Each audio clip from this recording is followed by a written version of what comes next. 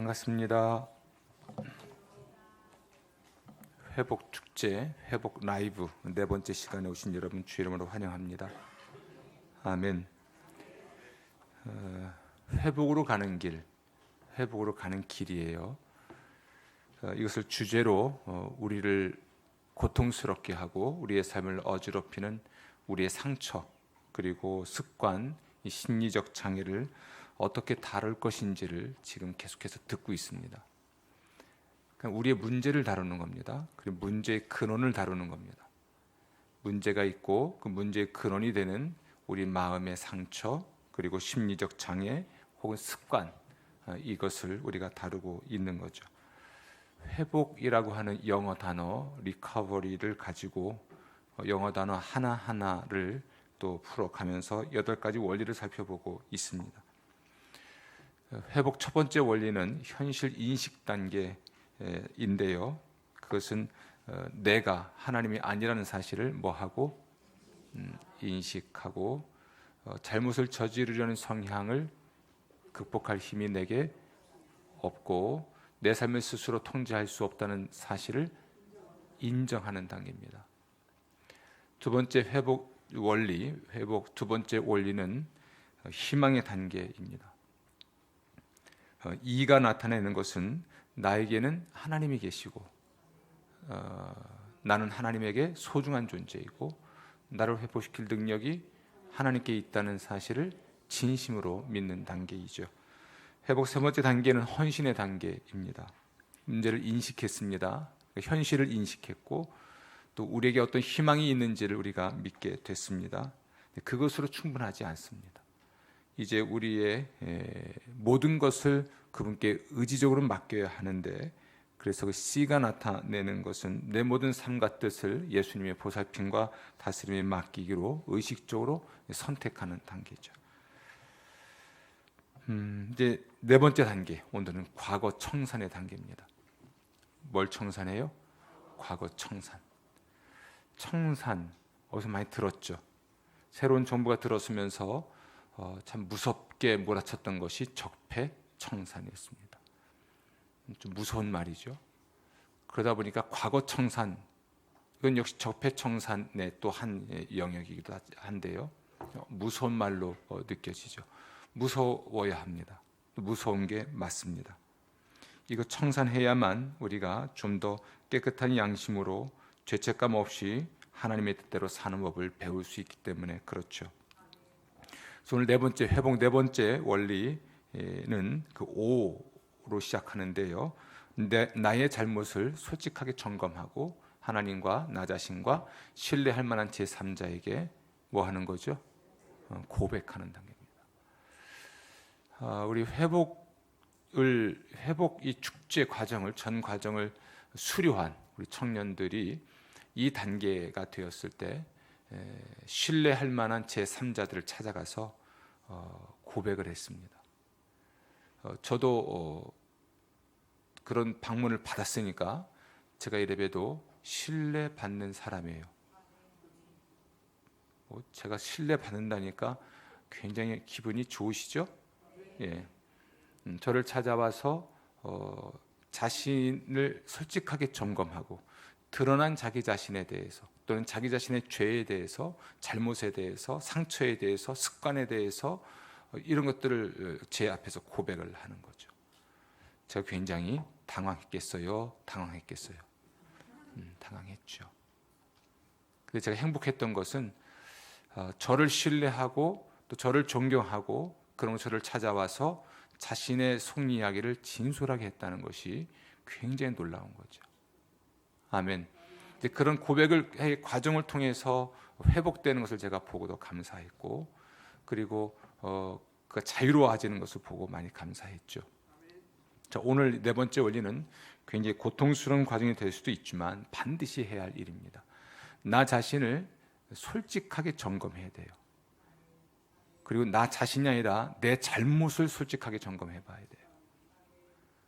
그리고 그것을 누구에게 고백합니까? 하나님께, 그리고 나 자신에게, 그리고 신뢰할 만한 제3자에게 고백하는 겁니다. 이 고백이 빠져 있다는 것은 절대로 과거를 청산할 의지가 없는 겁니다.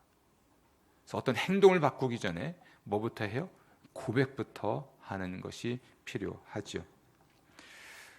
이것이 꼭 필요한가? 회복 과정에 있어서 정말 필요한가? 필요하니까 네 번째 단계인 것이죠. 왜 필요하겠습니까? 그것은 죄책감이라고 하는 것이 우리의 삶에 필요하지 않기 때문에 그렇습니다. 여러분, 이 죄책감은 자신감을 잃게 만들어요. 죄를 접은 사람만 알아요. 죄책감은 뭘 잃게 해요? 자신감을 잃게 합니다. 누군가에게 발각되면, 그렇죠? 누군가에게 발각되면 어떻게 할까? 내 실체를 알게 되면 정말 이 관계가 계속될 수 있을까? 내 진짜 모습을 알게 되면 그래도 나를 좋아하게 될까? 혹시 거부당하지는 않을까? 이런 생각이 우리로 하여금 성장하고 성숙할 수 없게 만듭니다. 항상 염려하고 불안정하게 살아가죠. 셜록 홈즈의 작가인 아서 코난 도일 경이 굉장히 장난을 꾸러기인데요. 그가 어느 날 영국 최고 저명 인물 5명에게 장난을 쳤습니다. 모든 것이 발각되었습니다. 빨리 피신하십시오. 놀랍게도 24시간 안에 모두가 출국했습니다. 오늘 우리 전 법무부 장관 부인께서 이 영장 심사 때문에 이렇게 검찰에 간 것이 우리 한국 사회에 큰 이슈로 되어 있죠.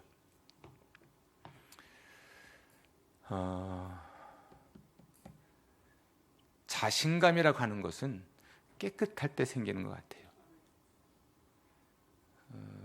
그리고 이 죄책감이 우리에게 있는 한 어떤 경우에도 자신감이 생기지 않는 듯합니다.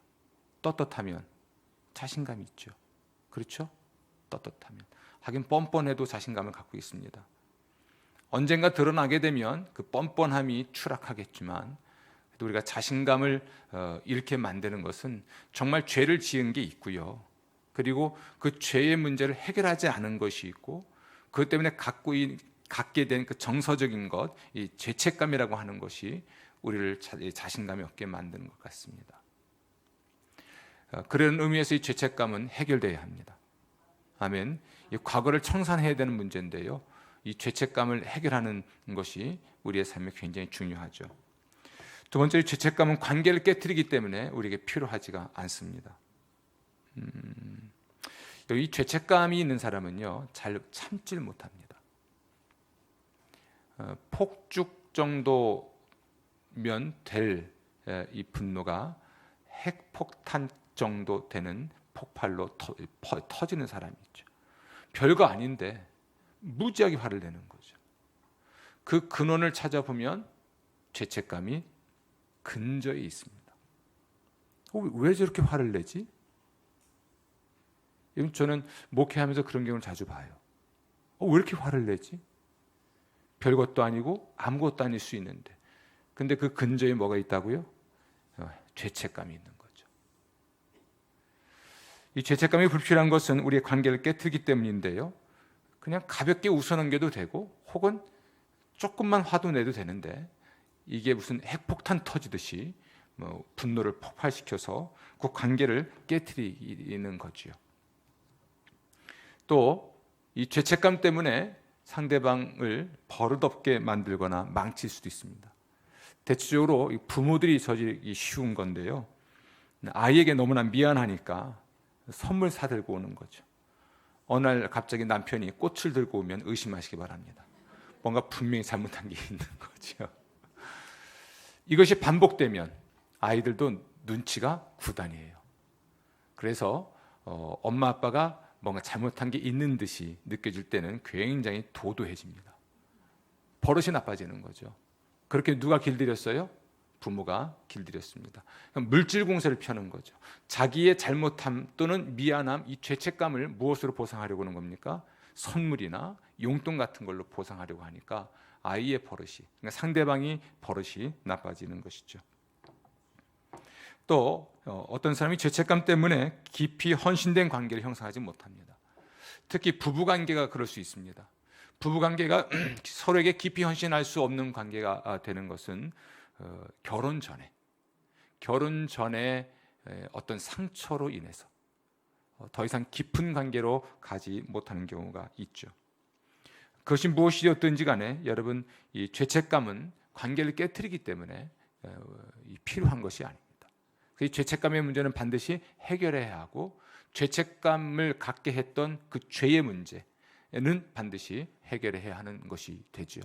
그 과거를 청산해야 합니다. 또 이 죄책감은 과거에 얽매이게 합니다. 이 과거라고 하는 곳에 하고 끈이 연결되어 있는 거죠. 어린 시절 집에서 울 안에 개를 키웠습니다. 개를 키웠는데 이제 줄을 묶어놨죠. 아무리 이 싸나워도 줄에 묶어놨으니까 뭐 더 이상 그 이상 문 밖으로 나갈 수도 없고요. 손님이 와도 그 이상 대들 수는 없습니다. 이런 삶을 사는 거죠. 과거를 끊지 못했고 과거를 청산하지 못했으니까 과거에 매여 사는 거죠. 그 과거를 고민하고 과거를 염려한다고 해서 현실의 삶이나 미래의 삶이 바뀌지 않아요. 전혀 바뀌지 않습니다. 오히려 그것에 매여 있어서 오늘의 삶이 불행할 수밖에 없죠. 이것은 지난번에도 말씀드렸듯이 마치 그 자동차를 운전할 때 백미러를 보고 운전하는 것과 같습니다. 이 백미러를 보면 약간의 시야가 넓어지는 타지만 이럴 경우는 전면 유리를 보고 운전하면서 보조로 써야지, 전면 유리를 보조로 쓰고 백미러로만 보고 운전을 하면 시야가 굉장히 좁은 거죠. 시야가 좁기 때문에 그렇습니다. 죄를 짓고 나면 이 죄책감이 우리는 내재되어 있으면 시야가 굉장히 좁아집니다. 그 좁아진 시야 때문에 좀 전에 말씀드린 몇 가지 필요하지 않은 일들을 하게 되고, 그래서 더욱더 관계가 나빠지고 자신감이 없는 삶을 살아가면서 점점 더 고립될 수밖에 없는 거죠. 심지어 이 과거에 매이게 되면 몸이 병이 들기도 합니다. 그 과거를 벗어나지 못하니까 그것 때문에 심장이 벌렁이고 그것 때문에 불안하고 그것이 몸의 병이 되기도 하지요. 어쨌든 이 죄책감의 문제는 해결해야 합니다. 그리고 죄책감의 근원이 되는 죄의 문제를 해결해야 하는데 이것을 우리가 과거를 청산한다 이렇게 말하는 겁니다. 아멘. 우리가 우리 죄를 어떻게 청산할 수 있을까? 또는 우리 죄의 문제를 해결할 수 있을까? 이 이야기를 좀 더 하기 전에 여러분, 이 이야기는, 오늘 이 과거 청산의 문제는 여러분이 어떤 사람인지를 증명해 줍니다. 잘못을 인정할 줄 모르는 사람, 또 과거를 청산할 줄 모르는 사람, 그 과거에 묶여 사는 사람, 그 과거라고 하는 렌즈로 모든 것을 보는 사람, 뭐 이런 것도 있을 수 있습니다.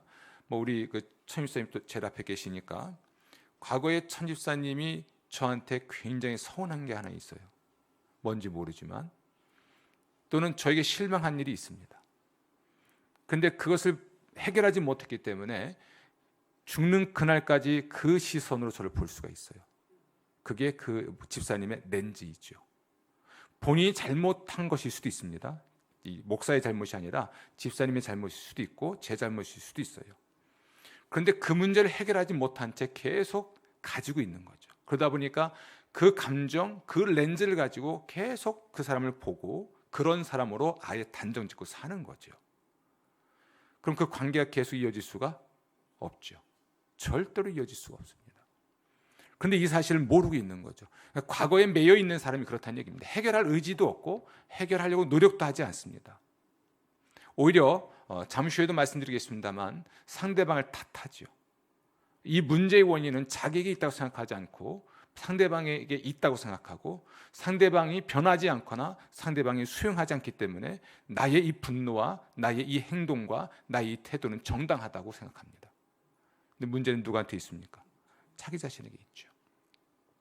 이 과거를 청산하는 문제는 그 사람이 얼마큼 성숙한 사람인지 어린아이인지를 알 수가 있습니다. 이건 우리가 어려서부터 아이들에게 가르쳐 왔는데 의외로 우리가 못하는 겁니다. 우리 애들한테 뭐라고 가르쳤냐면 미안하다고 그래, 그러죠. 네가 먼저 미안하다고 그래. 왜 그래야 돼요? 그게 이기는 거야. 이렇게도 얘기하고, 그게 멋있는 사람이야. 이렇게 얘기도 합니다. 먼저 용서를 구해라. 또는 사과해라. 이 관계를 위해서 막 싸운 아이들에게 서로 그렇게 시키잖아요. 너 임마 너 잘못했잖아. 너 잘못했다고 그래. 그럼 얘도 한 대 맞았으니까 잘못했어 이렇게 하고, 너도 잘한 거 없어 이놈아 잘못했다고 그래. 이렇게 인사를 시키면서 화해를 시키죠.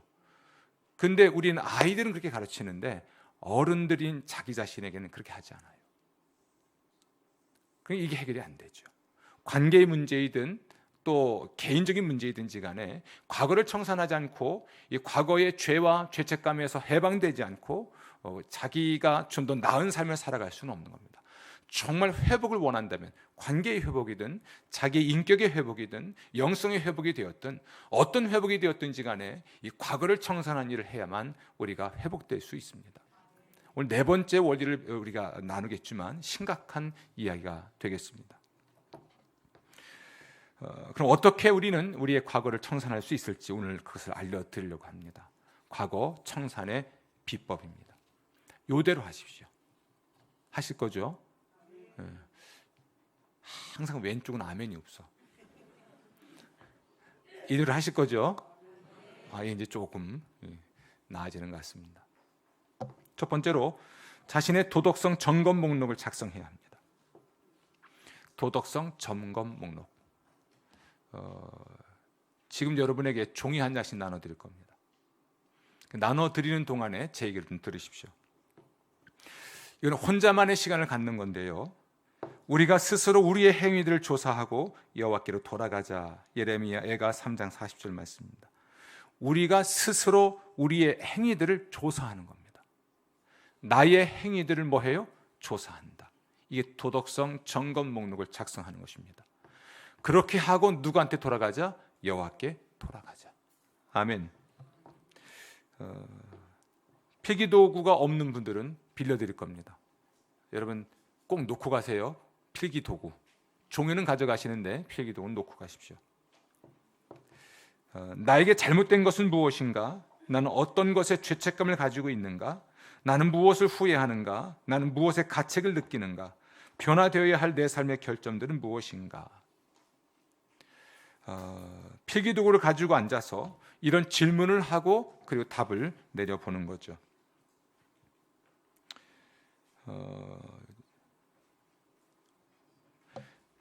여러분이 할 것은 이제 기도하시는 겁니다. 주님, 제가 글로 쓸 준비를 하고 여기 앉아 있습니다. 깨닫게 해주십시오. 하나님이여 나를 살피사 내 마음을 아시며 나를 시험하사 내 뜻을 아옵소서. 내게 무슨 악한 행위가 있나 보시고 나를 영원한 길로 인도하소서. 아멘. 시편 139편 23절 24절입니다. 이 기도를 드리는 것이죠.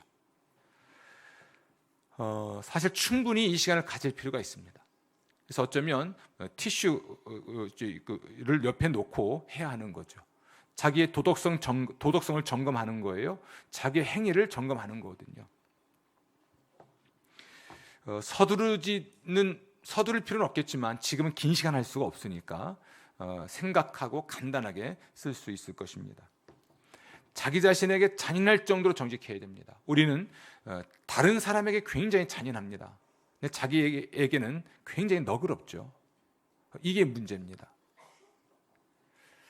그래서 여러분에 대해서 철두철미하게 정직할 것이고 가식을 버릴 것이며 내 삶의 모든 잘못을 드러내겠다고 결심하고 앉아서 작성하셔야 됩니다. 왜 글로 써야 할까요? 그것은 생각으로는 정리가 잘 안 됩니다. 글로 쓸 때 명확해지고 구체적으로 이 화가 구체가 될 수가 있는 거죠. 많은 사람들이 생각만 하고 기도만 하고 끝냅니다. 그러니까 변화되지 않아요. 생각도 많고 기도도 많이 하는데 변화되지 않는 것은 이게 구체화되지 않고 명료화되지 않기 때문에 그렇습니다. 제 경험으로 그런데요, 생각과 또는 기도를 글로 쓰기 시작하면 명확해지고 구체화됩니다. 하나님, 제가 엉망으로 살았습니다. 이렇게 쓰면 안 됩니다. 알아요, 엉망으로 사신 거. 근데 뭘 잘못했다는 것입니까? 어떤 행동입니까? 이걸 구체적으로 써야 하는 것이죠. 근데 우리가 잘 해보질 않았습니다. 우리가 이걸 잘 해보지 않은 것은 어려서 여러분이 일기 숙제한 것을 보면 알아요. 방학 숙제 중에 일기 숙제가 있죠. 이 일기는 우리가 반드시 언제 쓰냐면 개학 하루 앞두고 밤새도록 씁니다. 한 달치를. 그러니까 매일매일 돌아보지 않고 한 달에 한 번 돌아보니까 얼마나 힘들었겠습니까? 낯선 것이죠. 자기의 행위를 점검하는 것은 굉장히 낯설고, 그리고 아주 냉정하게 정확하게 구체로 쓴다는 것은 힘든 일입니다. 이거 안 되면요, 어떤 모임에서도 자기 자신에 대해서 솔직하게 말을 할 수가 없습니다. 제가 많은 소그룹을 해보고 많은 분들과 성역 공부를 해보지만 굉장히 그럴듯한 그리스도인인데 어떤 모임에서도 자기 얘기를 안 하는 사람이 있습니다. 이런 유형이죠. 다른 사람 얘기를 다 듣습니다. 그리고 항상 심판합니다. 다 듣고 다 평가해 줍니다. 자기 얘기는 없어요. 그래서 굉장히 좋은 사람인 것 같은데 자기 얘기가 없고 자기 고백이 없으니까 속을 모르는 사람이죠. 이런 사람들은 위험한 사람이에요. 이 글로 쓰는 것부터 시작이 돼야 할 것입니다. 여러분의 도움을 위해서 에디라는 사람이 어떻게 했는지 한번 말씀드릴 테니까 들어보십시오. 오늘은 제가 이 에디입니다. 이상하네. 기르고 나올 걸. 3학년 수학 기말 시험에서 부정행위를 했다. 용서해 주십시오. 또 어머니가 전화를 거신 것 같을 때 전화를 받지 않고 대신 자동 응답기에 녹음되게 했다. 누나를 때렸다. 형과 형의 친구들도 때렸다. 이게 나의 도덕적 잘못들을 살펴보는 목록이었던 겁니다. 미워하는 사람을 적어라. 아무도 미워하지 않는 것 같다. 참, 나는 티미를 미워한다. 세 번째, 미움의 원인과 결과. 우리 옆집에 사는 6살짜리 아이 티미를 미워하는데, 우리 집 문을 두드리고 도망가곤 하는 아이다. 내 방 창문으로 야구공을 던지고서 실수로 잘못 던졌다고 말한다. 한밤에 전화를 걸어서 병강세라는 사람을 바꿔달라고 한다. 그 결과는 짜증이 나고 예민해진다. 내 여자친구 레슬리는 여보 미안해, 2주에 한 번 토요일마다 어김없이 전화해서 쇼핑을 가자고 한다. 그것도 식료품 쇼핑을 말이다. 레슬리는 자신의 생활 중 그 부분을 내가 함께 해주길 바란다. 그녀는 내가 다른 일을 하는데 너무 많은 시간을 보내고 그녀와의 시간을 내지 않고 말을 건선으로 듣는다고 한다. 이건 역시 나를 좀 짜증나고 예민하게 한다. 그중 내 책임은 무엇인가? 나는 아무 책임도 없다. 3학년 기말 시험에서 부정행위를 한 것은 내 잘못이 아니다. B를 맞았다면 나는 부모님께 겁안 죽었을 것이기 때문이다. 전화를 가려서 받는 것은 내 잘못이 아니다. 부모님의 전화를 받지 않는 사람은 나만이 아니다. 어머니의 전화를 받으면 항상 잔소리를 듣기 때문이다. 티미가 달려 지나갈 때 나도 모르게 다리를 뻗어 넘어뜨린 것은 내 잘못이 아니다. 내가 형과 누나를 때린 것도 내 잘못이 아니다. 제일 어린 내가 자기 방어를 한 것뿐이다. 왜 나는 너무 많이 먹는가? 여자친구가 내가 영화 채널에 너무 빠져 있다고 생각한다면 누구라도 계속 먹게 될 것이다. 마지막으로 잘못의 구체적인 성격을 하나님과 자신에게 인정하라. 우리 어머니라면 이것을 정말로 잘하실 것이다. 첫째로 위와 같이 도덕성 점검 목록을 작성하라. 자리를 잡고 앉아서 나를 괴롭히는 것이 무엇인가? 어떻게 다른 사람들을 괴롭히는가를 작성해라. 나의 결점, 죄 잘못을 적어보라. 지금 시간 드리겠습니다. 여러분 한 3분 정도 드립니다. 3분. 긴 시간 많이 쓸 수는 없을 텐데요. 그 종이에 잠깐 써보세요. 여러분의 도덕성 점검 목록인데 오늘 있었던 일을 쓰십시오. 어제 거 말고요. 오늘 하루 살면서 여러분의 행위를 점검해 보는 겁니다. 여러분의 말과 행동을 한번 점검해 보십시오.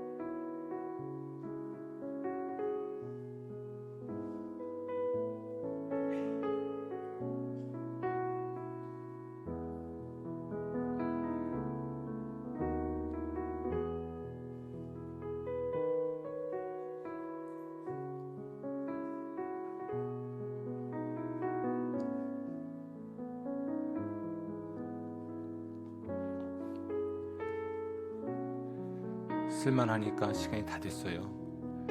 집에 가서 쓰시기 바랍니다. 그런 시간을 갖는 겁니다. 과거를 청산하려면 뭐가 필요합니까? 자기의 도덕성을 점검해 봐야 돼요. 자기의 행위를 점검해 봐야 돼요. 그러니까 여러분을 괴롭히는 어떤 사람이 있을 수도 있고, 마음에서 갖고 있는 분노가 있을 수도 있고, 그것과 관련된 어떤 사건들도 있을 수 있거든요. 그것과 관련해서 다른 사람을 점검하는 게 아니라 나를 점검해 보는 겁니다. 지금 우리는 어떤 과정을 밟고 있는 거냐면 나의 과거를 청산하는 작업을 하는 것입니다. 상대방을 만나서 해결하는 게 아니라 하나님 앞에서 혼자 골방에서 자기의 문제를 점검하는 거거든요. 그래서 오늘 네 번째 원리가 무엇입니까? 솔직하게 내 잘못을 점검하는 거예요. 남의 잘못 점검하는 게 아니라 솔직하게 내 잘못을 점검하고 그것을 하나님과 나 자신과 신뢰할 만한 제3자에게 고백하는 단계를 우리가 하고 있는 거거든요. 다른 사람 점검하는 거 아닙니다. 도덕성 점검 목록이 작성이 되고 나면 그 잘못에 대한 책임을 내가 받아들여야 돼요. 아멘. 사실 우리의 그 마음의 상처이든 아니면 부정적인 어떤 습관이든 혹은 심리적 장애이든 뭐가 됐든지 간에 이것이 치유되는데 최대의 걸림돌은요, 바로 나 자신이에요. 그런 거죠. 문제는 나다, 이렇게 말할 수 있어야 합니다.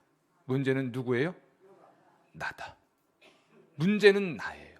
다른 누구도 아닙니다. 사람의 영혼은 여호와의 등불이라 사람의 깊은 속을 살피느니라. 잠언 20장 27절입니다. 그러니까 사람의 영혼은 여호와의 등불이니까, 사람의 깊은 속을 살피는 것이 사람의 영혼이니까, 그래서 나부터 점검하고 문제는 나다라고 하는 생각을 가지고 우리가 자기를 점검해 봐야죠. 문제에 대해서 이걸 받아들일 수 있어야 합니다. 그래, 이건 내가 잘못한 일이야. 받아들일 수 있어야 하는 것이죠. 부인하지 말아야 됩니다. 우리가 우리의 죄를 부인할 수는 없습니다. 만약 우리가 우리의 죄를 부인하면 하나님을 거짓말장애로 만드는 것입니다. 요한일서 1장 8절입니다. 만일 우리가 죄가 없다고 말하면 스스로 속이고 또 진리가 우리 속에 있지 아니할 것이요. 혹은 합리화해서는 안 됩니다. 아주 오래전 일인데 뭐 이런 이야기, 누구나 다 그런 거 아닐까? 나만 그랬나? 다 그렇지 뭐. 이런 방식으로 합리화하지 말아야 됩니다. 혹은 축소하지 말아야 됩니다. 별거 아니었어. 별거 아니야. 근데 별거가 아니었으면 그 별거가 아닌 것 때문에 지금 힘들 이유가 없죠. 별거가 아닌 것이 아니었으니까 힘든 거죠. 그러니까 축소하지 말아야 돼요. 부인하지 말아야 되고, 합리화하지 말아야 되고, 축소하지 말아야 되고, 탓하지 말아야 돼요. 왜 내가 그렇게 말하게 만들었어? 내가 왜 그렇게 행동하도록 만들었어? 내가 잘못하도록 왜 그렇게 동기를 유발했지? 이런 방식으로 탓해서는 안 됩니다. 정말 상대방이 90%를 잘못했어도 내가 10%는 잘못했잖아요. 그렇죠? 그러면 그걸 인정해야죠. 그 10% 때문에 내 인생이 망가질 수 있고 그 10% 때문에 내가 죄책감에 시달리고 있는 것인데, 우리는 끊임없이 몇 가지 방식으로 부인하거나 합리화하거나 축소하거나 탓하는 방식으로 자기 문제를 직면하려고 하지 않습니다. 문제는 나다. 또 문제는 나에게 있다. 원인은 나에게 있다. 이렇게 우리가 도덕성을 점검한 후에, 나의 행동을 점검한 후에 그것에 대해서 나의 책임을 받아들이는 것이 정말 필요합니다. 아멘. 실패하고 싶지 않다면, 정말 회복되길 원한다면 자기 책임을 받아들이는 것이 필요합니다. 어쩌면 이게 용기가 필요한 일이기도 하죠. 용기가 필요하기도 합니다. 우리가 아이들에게 그런 얘기 하지 않습니까? 사내다운 것은 먼저 용서했다고 하는 거야. 이 사내다움을 이야기할 때 우리가 용기를 이야기하는 것 같아요. 용기 있는 사람이 진짜 사나이야. 그러니까 잘못했다고 해. 이렇게 아이에게 어려서 가르쳤어요. 지금도 그런지는 모르지만 제 기억은 그렇습니다. 근데 그게 정말 용기가 있는 것인지는 모르겠지만 지금 돌아봐도 그건 용기 있는 행위인 것 같습니다. 내 책임을 받아들이고 그러므로 사과를 먼저 청할 수 있는 것, 이건 용기라고 생각합니다. 이런 신앙의 용기가 하나님께로부터 올 것인데요, 어쨌든 이런 용기를 가지고 자기의 책임을 받아들일 수 있을 때 그가 정말 성장할 수 있고 회복할 수가 있게 될 것입니다. 어쩌면 이 과정은 자기의 잘못을 솔직하게 점검한 후에 자기 자신에게 말하는 과정인 것 같아요. 나에게 말을 해보는 겁니다. 그래, 문제는 너한테 있었어, 동명아. 그건 너 부인하지 마. 그거 축소도 하지 말고, 그리고 탓도 하지 말고, 합리화하지도 말고, 그것은 네가 인정하고 그 책임을 져야 해.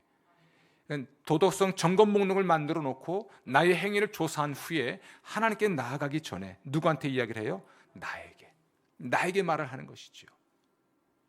이 과정이 고통스럽지만 있어야 해요. 있어야 합니다. 사실 요즘 제가 잠을 못 자고 있는데요, 밤에도 잠을 잘 못 자는데 이 시간을 많이 보내는 것 같아요. 내가 써봅니다. 제가 지나간 일기들을 보면 뭐 이렇게 일이 많고 문제가 많았는지, 내가 보면 다 이 잘못함 자책으로 보일 수 있는 자기의 행동과 말과 태도를 점검하는 글들이 굉장히 많아요. 이런 과정, 자기 자신에게 말을 해가는 과정이 있을 때 정말 자기의 죄책감 문제를 해결하는 그 방법이 되는 건데요, 정말 자기 자신을 사랑할 수 있게 되더라고요. 아멘. 세 번째로 자기의 도덕성을 점검해보고 그것에 대한 자기의 책임을 받아들인 다음에 하나님께 용서를 구하는 것이죠. 자기 자신에게 말을 하고 자기 자신에게 말을 건네보고 자기의 책임을 이제 수용한 후에 자기가 자기 문제를 해결할 수 없지 않습니까? 자기의 죄도 해결할 수 없고 죄책감도 해결할 수 없잖아요. 이 문제를 해결할 수 있는 분이 누구십니까? 하나님이죠. 그분께 나아가야 되는 것이죠. 그분께 가서 용서를 구하는 것입니다. 요한일서 1장 9절입니다. 만일 우리가 우리 죄를 자백하면 그는 미쁘시고 의로우사 우리 죄를 사하시며 우리를 모든 불의에서 깨끗하게 하실 것이요. 아멘. 이 자백한다고 하는 말은요, 하나님이 말씀하신 대로 내가 말을 한다는 이야기예요. 하나님이 말씀하시면 나는 그대로 말을 하는 것. 맞습니다, 하나님, 제 잘못입니다. 맞습니다, 하나님, 제 책임입니다. 이렇게 말을 하는 것이 자백이에요. 하나님 앞에서 나의 행동을, 나의 그 잘못을 점검한 후에 이것을 그것에 대한 책임을 내가 일단 받아들이고 하나님께 나아가서 하나님 말씀하신 대로 그렇습니다. 제가 그렇게 했습니다. 제가 그렇게 잘못했습니다. 이게 자백하는 거예요. 아멘. 이때 여러분 중요한 것은 애걸하지 않는 겁니다. 나보다도 더 나를 용서하길 원하시는 분이 하나님이세요. 하나님은 사랑이시고 그 사랑은 용서의 사랑입니다. 그분이 용서할 수 없는 죄는 없습니다. 그런 맥락에서 우리는 하나님하고 흥정하면 안 돼요. 만약 용서해 주시면 이렇게 하겠습니다라든지 용서해 주시면 다시는 이렇게 하지 않겠습니다, 그 말 하지 마세요. 여러분 자신을 너무 과신하는 겁니다. 이렇게 용서하시면 다시는 이 짓 안 하겠습니다, 거짓말하지 마세요. 우리는 그 다짐을 수십 번, 수백 번 해왔지만 똑같은 짓을 수천 번 하고 있습니다.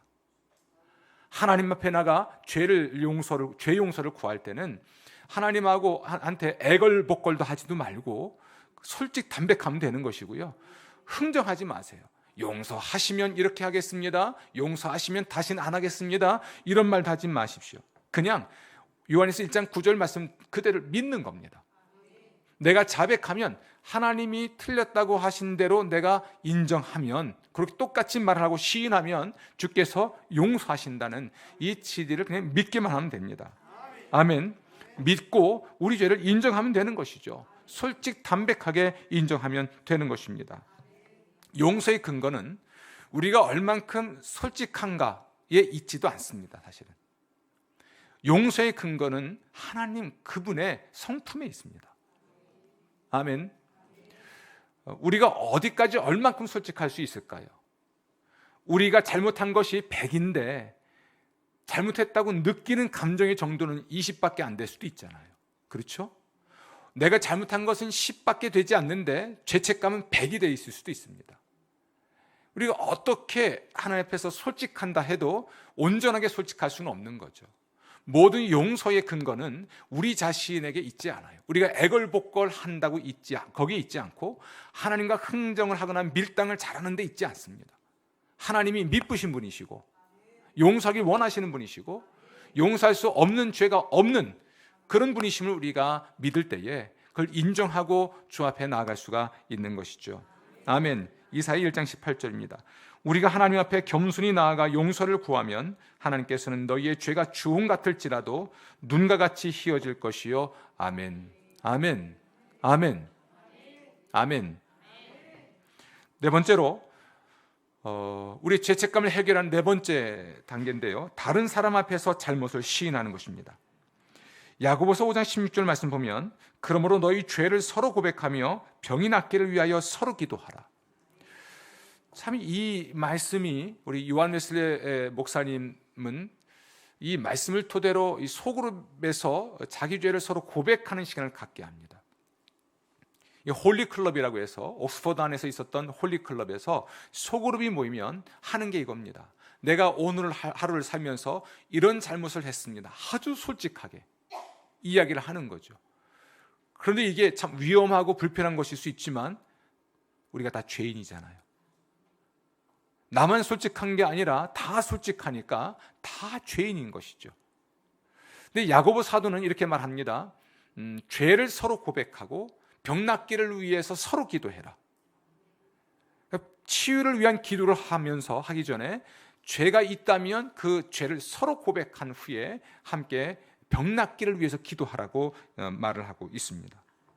그래서 이것을 근거해서 나의 도덕성을 점검한 후에 그 책임을 내가 인정하고 하나님께도 용서를 구하지만 이것을 가지고 다른 사람 앞에서 내 잘못을 시인하라는 것입니다. 왜 그래야 되는가? 여러분, 모든 문제의 뿌리는 관계에 있기 때문에 그렇습니다.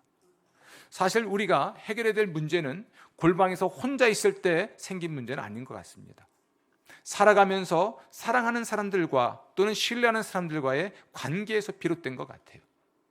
내가 편견이 있어서 혹은 내가 뭔가 잘못이 있어서 상대방하고의 관계가 나빠졌거나 정말 상대방이 편견이 있고 잘못해서 관계가 나빠졌거나 이것 때문에 우리가 마음에 스크래치가 난다고 그러죠. 상처가 나고 또 이것 때문에 우리의 심리적 장애가 생기고 이것 때문에 심리적 상태가 나쁜 습관이 형성될 수도 있는 것이죠. 모든 우리 문제들이 거의, 모든 이란 말보다는 거의 관계에서 비롯되기 때문에 내 문제를 또는 내 행위를 점검해보고 나의 책임을 내가 받아들이고 하나님께 용서를 구할 뿐 아니라 실제로 나에게 해를 입혔거나 내가 해를 입힌 사람이 아닌 신뢰할 만한 제3자에게 가서 이것을 고백함으로써 자유로워질 수 있는 것이죠. 아멘. 우리 청년들이 이것을 해봤습니다. 그래서 우리 수요일날 청년들이 찬양인도 하잖아요, 그죠? 회복 이 축제를 다 경험한 사람들이에요. 근데 이거 고백하고 나니까 악영아 어떻느냐? 좀 자유로워지든가? 그러니까 자기 자신을 가두고 있는 이 죄책감으로부터 벗어나는 것이죠. 상대방을 잘 정해야 되는 것은 분명히 맞습니다. 관계의 문제에서 비롯된 것이기 때문에 우리의 감정에 대해서 누군가에게 솔직하게 고백하는 거죠. 그것을 고백하는 과정을 통해서 그 죄책감에서 해방되는 것을 경험하게 됩니다. 아멘. 누구에게 말을 할 것인가? 그러면 신뢰하는 사람에게 말을 해야죠. 여러분이 신뢰하는 사람에게 말을 해야 됩니다. 다른 사람은 신뢰 안 해도 나는 신뢰하는 사람이 있을 수 있어요. 그렇죠? 저를 찾아온 청년은 저를 신뢰한 거죠.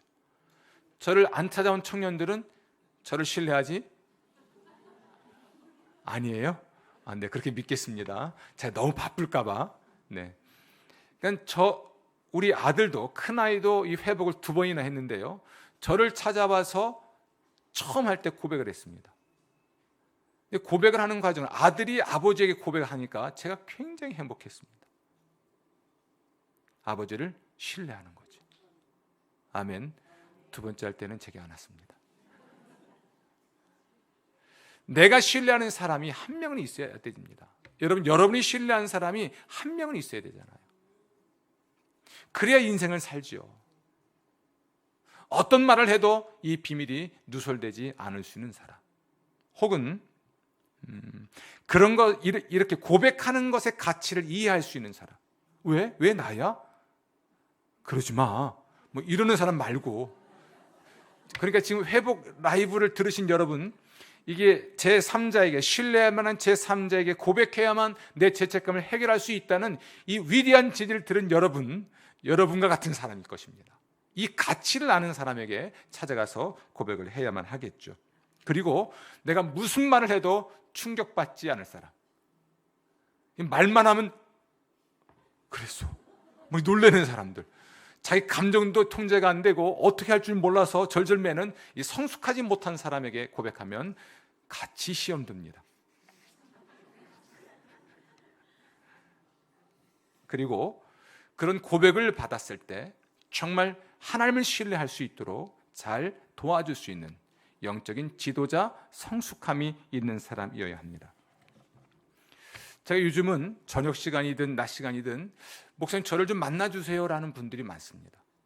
와서 신방해 주세요 정도가 아니라 좀 만나주십시오, 제 이야기를 들어주십시오. 그 얘기를 듣고 있다가 제가 이렇게 권면한 사람이 있습니다. 우리 청년부에 가서도 얘기했었는데, 간증이 있는 사람과 가까이 하십시오. 간증이 있는 사람, 그리고 당신을 하나님께로 이끌 수 있는 사람과 가까이 하십시오. 당신의 문제에 대해서 하나님께 나아갈 수 있도록 도와주고 하나님께 기도할 수 있도록 도와주는 그 사람이 진짜입니다. 그런데 당신이 가까이 했던 사람 중에 정말 그 문제를 가지고 기도하자고 하는 사람이 있었습니까? 혹은 하나님과 더욱더 가까워지고 서로 더 가까워질 수 있도록 해주는 사람이었습니까? 질문을 했었죠. 돌아보더니 놀라더라고요. 맞습니다. 우리 주변에는, 적어도 내 곁에는 그 많은 사람 중에 단 한 명이라도 나의 고백을 진솔하게 받아준 후에 하나님께 나아가도록 도와줄 수 있는 성숙한 사람이 한두 사람 있을 겁니다. 바로 그를 찾아서 이야기를 하는 것이죠. 만나서 무엇을 말할 것인가? 안전한 장소를 찾아가야만 하겠고요. 그리고 도덕성 회복 목록을 가지고 만나 이야기해야 됩니다. 회복의 네 번째 원리를 위해 제 말을 들어줄 사람이 필요합니다. 제 삶의 잘못들, 제가 했던 것들, 느꼈던 것들, 저의 습관, 상처, 심리적 장애가 이런 것입니다. 여러분, 이걸 잘 작성해서 찾아가는 것이죠. 내일 당장 저를 찾아오지 마십시오. 내년에 회복 목장 합니다. 그때 해야 됩니다.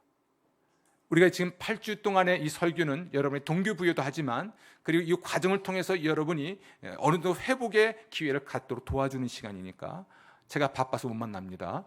그러니까 오늘 듣고서 당장 내일부터 저를 찾아오지 마십시오.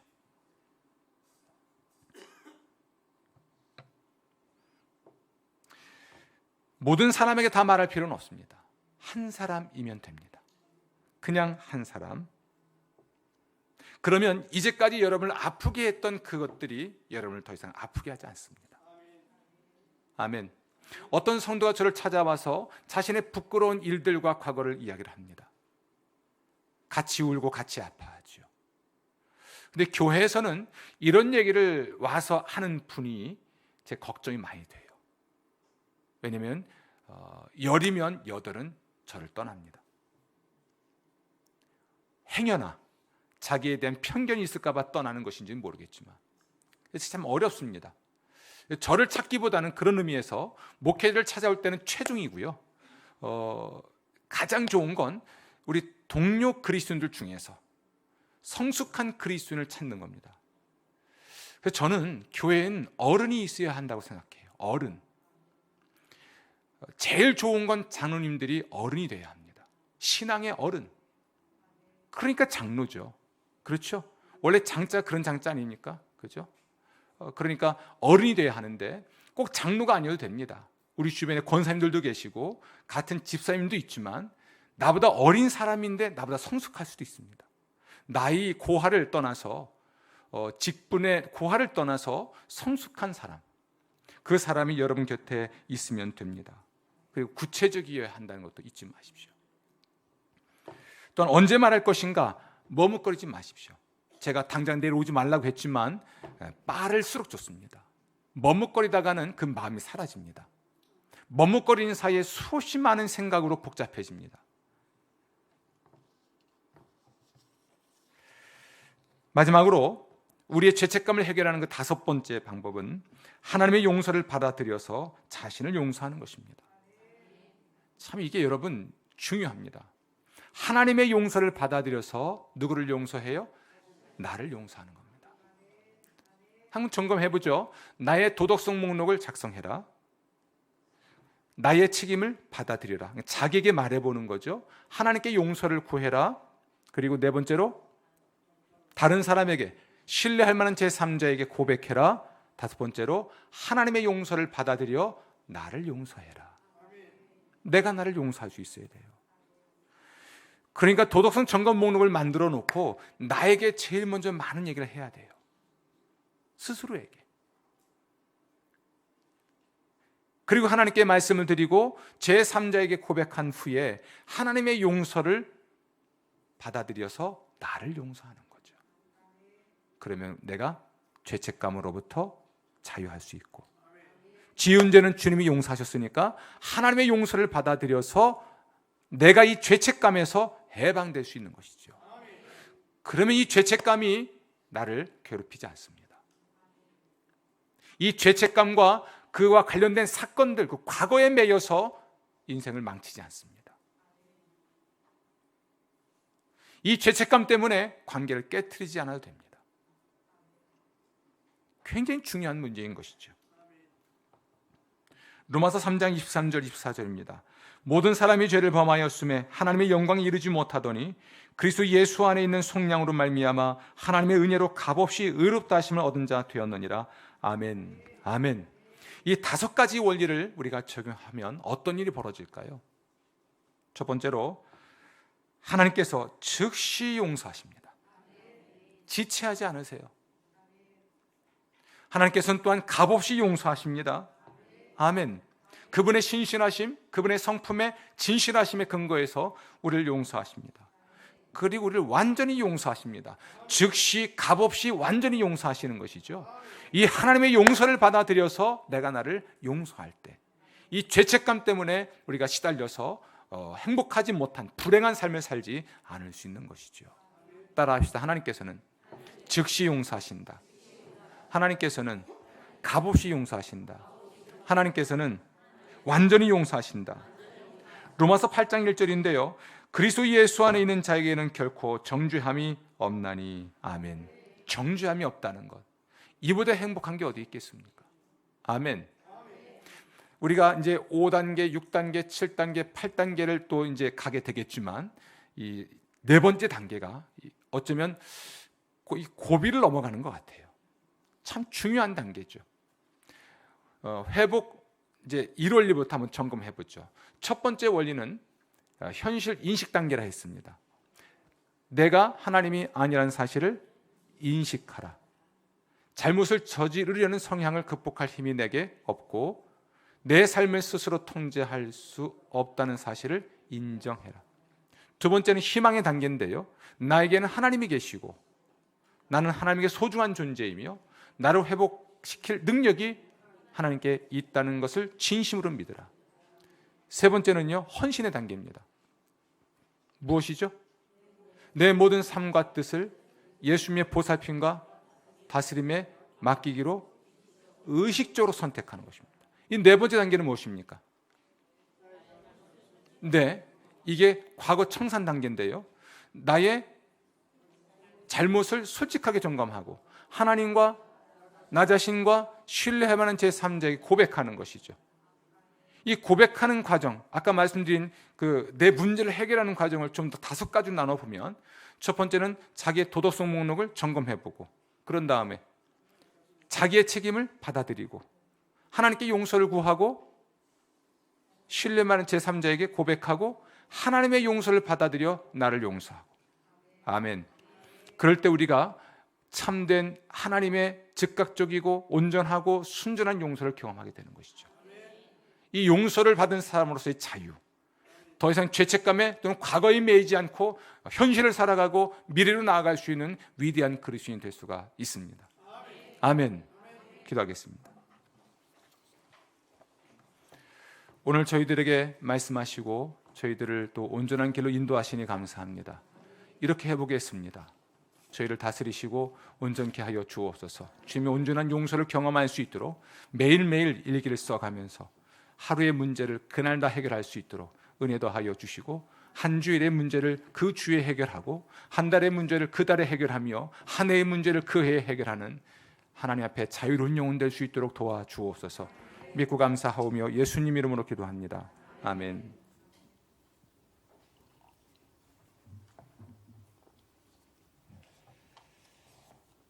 다시 한번 이거 종이 드렸는데요, 이거 말고 이 책에도 보면 도움이 되는 요약들이 있죠.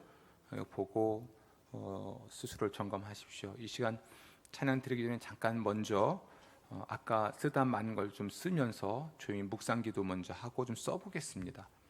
그리고 오늘 그걸 쓰고 그걸 토대로 찬양하고 기도하고 마치고 돌아가겠습니다. 여러분의 도덕성 목록을 한번 작성해 보십시오.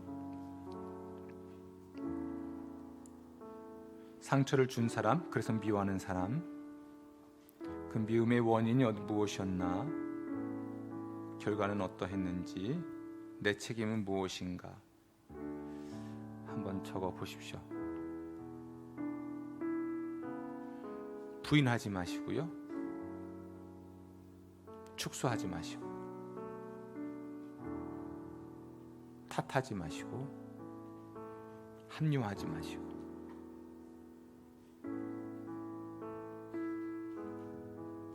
오늘은 여러분의 잘못에만 집중하는 겁니다. 다른 사람 잘못이 아니고 여러분의 잘못에만 집중하는 겁니다.